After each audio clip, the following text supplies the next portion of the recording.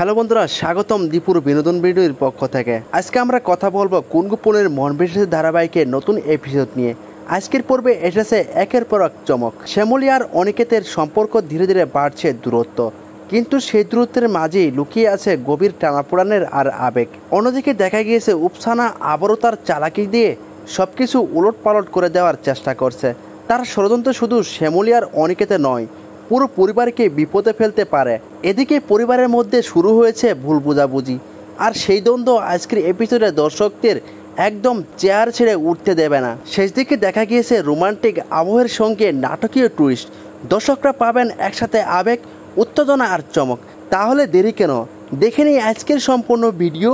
শ্যামলী অনিকেতের কি একসঙ্গে থাকতে পারবে, নাকি উপসানার ফাঁদে আবারও ভেসে যাবে সব কিছু?